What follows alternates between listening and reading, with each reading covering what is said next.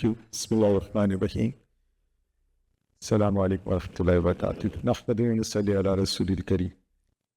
First of all, I would like to thank the organizers that they have given me this invitation to speak on important topic, and Professor Hasnan for this invitation. I think the audience, because we give very little time to education, and that's why at the end of this session we are talking about the education, because education is the real answer to most of the problems. So my topic is pre-fasting education: when, where, and why. Fasting introduces major metabolic shifts. There are changing eating patterns, large meals at iftar, changing medication schedules, restriction of fluids during the daytime. There are misconceptions, and even with the religious exemptions, people with diabetes often choose to fast.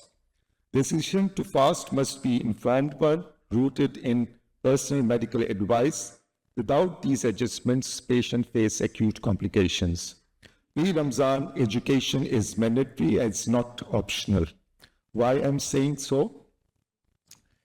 During the first quarter of this century, we have two major studies, like Epidia study, the CREET study, and then the recent global DAR surveys 2020 and 2022. And all of these surveys have shown that education is not 100%, and half of the study population have not received education. And even if they have received education, it's not comprehensive.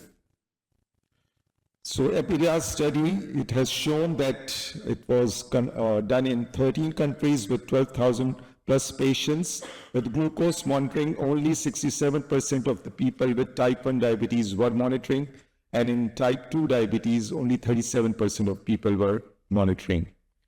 Medication adjustments were not done in 2/3 of the type 1 patients and 2/3 of type 2 patients. Lifestyle changes were not done in half of the study population, and hence, as the result, there was severe hypoglycemia, 9% in type 1, 2% in type 2, severe hyperglycemia with 13% in type 1 and 4% in type 2. Then comes the CREET study 10 years down the line. And this was also a retrospective study done in 13 countries and more than 3,000 patients. And it was mentioned in the paper that almost all physicians reported providing fasting advice to the patient, and 62% of our doctors have used the guidelines as well. But looking further into the study, we found that 39% of the people only got adjustment in the medications, including the people who were taking insulin, who were taking sulfonylurea, only 39.3%. Not all patients received alteration in the drug management, and as a result, higher rate of hypoglycemia was reported in that study, 16.8% on insulin, because these people were not given adjusted doses of insulin, and then 5.3% in oral medications. Again, the recent surveys, these were the older surveys, then the recent survey, the surveys were done in 2020 during the COVID-19 pandemic, about 5,000 patients. And in that survey, we found that only 43.5% received education. Maybe it was the COVID era, and in that situation, people were not coming to the clinics to consult. And the hypoglycemia was 15%, hyperglycemia was 16%, and hospital care were required in 6.5% for hypo and 7.4% for hyper. Then comes the DAR Global Survey 2022. In that survey, 12,000 people were surveyed, and the education was received by 59.2%. Monitoring was better from previous surveys. 74.2% of the patients were monitoring, but they were monitoring very infrequently. Only 70.7% monitored their sugars as indicated during Ramadan. So they were monitoring, but not as required. Hypoglycemia again, 15%. Emergency visits because of hypoglycemia, around 11.7%. Hyperglycemia, 14.9%, and emergency visits was 6.1%. So higher rate of complications. And these retrospective studies identified the problem, and the prospective studies tested the solution. So we have earlier on the READ study, which has shown, it's a small scale study, which has shown that with group-based education sessions and using pamphlets, booklets for education, they have a lesser number of hypoglycemic events, and there were weight changes in the group which has received education as compared to that group which has not received education. The HbA1c was also better in the educated group. Then comes this, our study of Ramazan-specific diabetic education, and we educate these patients in three different ways, one in a group session, the other in the one-to-one session, and the third group was given the education material. And it was compared with the group which has not received education of any sort.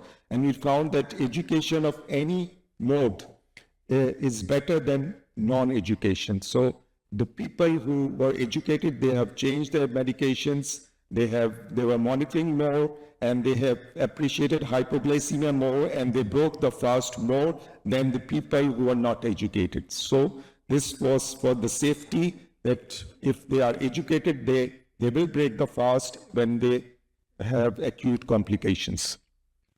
Then comes this study, which is by Dr. Hasnain, and it was done in high-risk patients.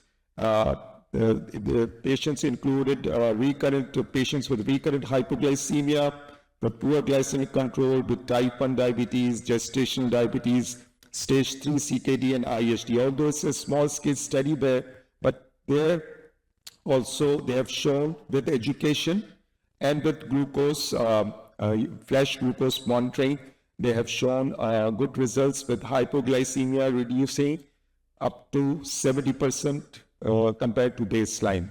And the time in range improved from 55% to 64%, and time below range reduced, indicating fewer hypoglycemia. HbA1c also improved. Then comes this study, which is again on education, and they have looked into patients who are elderly, more than 65, and they have shown that looking into the assessment of hypoglycemia and biochemical parameters, they have shown that both groups, less than 65 and more than 65, both has improvement in their fasting glucose, significant improvement, and also in the HbA1c. And this is a BEAR program, again, on education, and they have used in this a team approach for education. They have used nurses, dietitians, and doctors, and a combined team work was there. They have educated these patients before Ramadan. And they have also shown that good glycemic control as a result of education. The body weight also reduced, and the hypoglycemia were also significantly less. So weight improved, and there was a significant increase in the self-efficacy scores in patients, and they have. And then finally, this was the recent meta-analysis on the impact of Ramadan-focused education on type 2 patients, looking into the HbA1c and the safety of fasting. And they have shown that HbA1c improved. The hypoglycemia risk was decreased by 81%, and the risk of education were less in patients who were educated. LDL was also reduced, and the body weight also reduced, and the compliance of patient was also very much improved. So education, it was, the outcome of that study was that education is the single most important predictor of reduced severe hypoglycemia. So where it should be done, the education, we have plenty of evidence now with prospective studies that education works, But we don't have time to educate our people because many of the surveys have shown that half of the study population did not receive education. So education is the main key and is the answer for our problems, and it can be done in clinics, one-to-one clinical counseling. But in that clinical counseling, we can spend only 10 or 15 minutes, which is not enough for education. So we have to have a separate session, a comprehensive session where the dietitian and the educator and the doctor all combine together and educate these patients. It can be done in a group fashion. It can be done in the community. It can be done in mosques, in community centers, institutions. It can be done everywhere. And we have to educate not only the patients, but also the family, and also the general public, and also the doctors, as we are learning since morning and since the afternoon sessions, that education is not just merely for patients, but it has to be for doctors, for families, and for general public. And we can use digital technology for remote patients, those patients who cannot come to our clinics, underserved patients that they are living in the rural areas, but the mobile phones are there also, and we can use WhatsApp, SMS, and we can use videos. Like we have made 1-minute videos for different aspects of fasting during Ramadan, and that can be done. Teleclinics, we can offer teleclinics, and we can use different apps. So digital technology can be used for education, and people are using, and there are online educational courses for Ramadan fasting, and people are taking interest on it, and there are papers on that. When to do the education? It's there 6 to 8 weeks before Ramadan, but for non-obligatory fast, like people are fasting on Friday, on Thursdays and Mondays, people are fasting in 3 days during the month, and on Shawwal and other non-obligatory fasting, then we have to proactively ask our patient whether they are fasting non-obligatory fast as well. Then we have to educate them at that time. If they are fasting on other days as well, we have to educate them throughout the year. So in conclusion, I have discussed when to do education, where to do education, and why to do education. Education is the prescription for safe fasting. I thank you for your attention.